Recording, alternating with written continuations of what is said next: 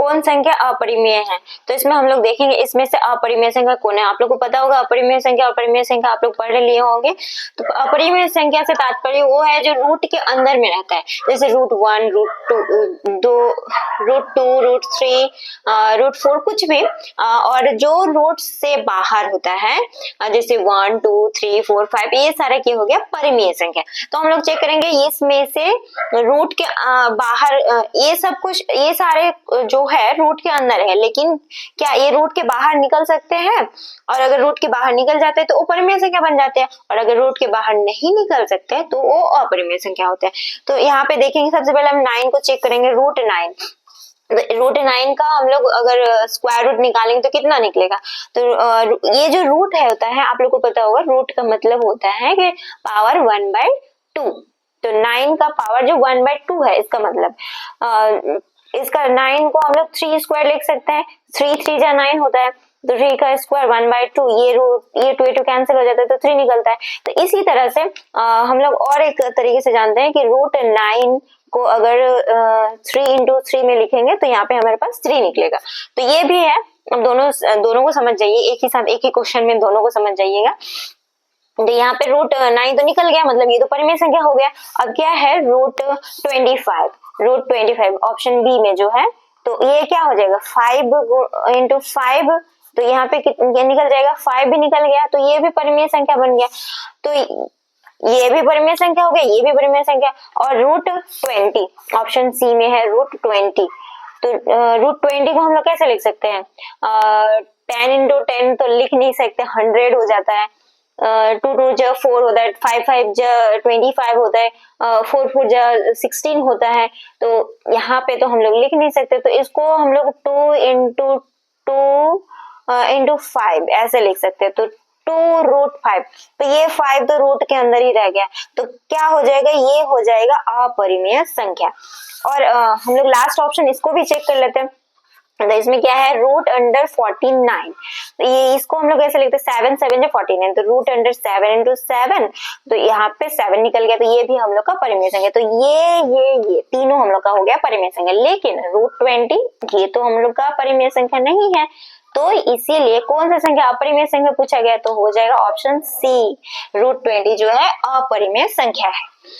Question number 9, y = px का graph दिया है। एक ग्राफ हम लोग के पास है, तो बहुपद px के शून्यांक हमें निकालना है। तो आप लोग हमेशा याद रखिएगा कि जब y = px, तो x यहाँ पे p के साथ x है जब, तो हम लोग देखेंगे x अक्ष में कितना बार इसको काटा गया है, इस अक्ष में। तो इसमें कितना 1 2 दो बार काटा गया है, तो इसका शून्यांक कितना हो जाएगा 2 हो जाएगा, यहाँ पे हो जाएगा 2।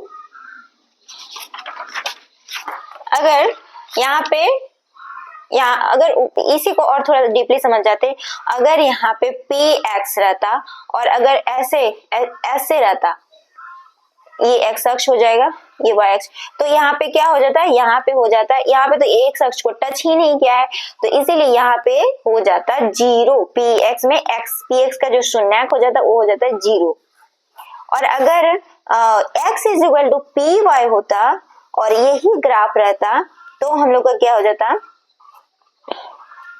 तो हम लोग चेक करते कि y अक्ष को यहाँ पे py का जो शून्यांक होता है, तो यहाँ पे y को कितना बार काटा है, एक बार, तो इसका शून्यांक हो जाता है 1।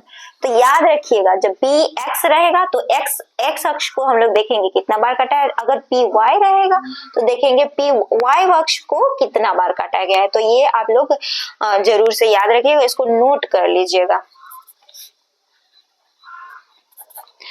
ये बहुत इंपॉर्टेंट है। और ये क्वेश्चन जितने भी ऑब्जेक्टिव है ये सब आपका इंपॉर्टेंट है, वेरी वेरी इंपॉर्टेंट है, और ये आपके एग्जाम में आएगा, बोर्ड एग्जाम में।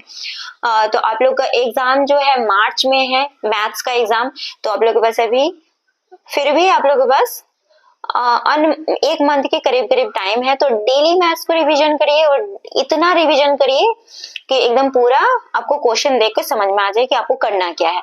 और आप लोग का जो 80 मार्क्स का एग्जाम होगा उसमें से 30 मार्क्स का जो है ऑब्जेक्टिव है, तो ये बहुत ही इम्पोर्टेंट है कि आप का स्कोर जो अच्छा करने के लिए 30 नंबर आपको 30 में 30 लाना बहुत जरूरी है, ताकि आपका स्कोर जो है अच्छा बन जाएगा।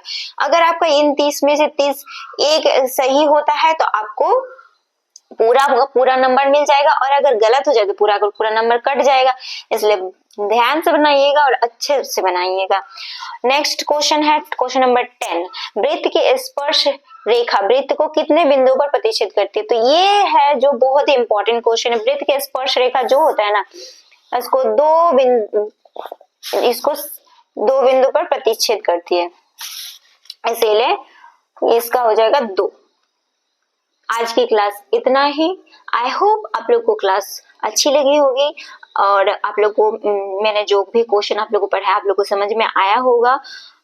और अगर आप लोग को अच्छा लगा होगा तो अपने दोस्तों को भी ये क्लास शेयर कीजिएगा और मेरे इस चैनल को सब्सक्राइब कीजिएगा। नेक्स्ट वीडियो के लिए आप लोग बेल आइकन को प्रेस कर लीजिए ताकि नोटिफिकेशन आपके पास जल्द से जल्द हो जाए। अभी आप लोग के पास ज्यादा टाइम नहीं है, इसलिए बेस्ट ऑफ लक। और आप लोग जो है एग्जाम की अच्छे से प्रिपरेशन कीजिए। मेरी तरफ से आप लोग के लिए very very best of luck. आज की क्लास इतना ही, खत्म करते, बाय बाय, मिलते हैं नेक्स्ट क्लास में।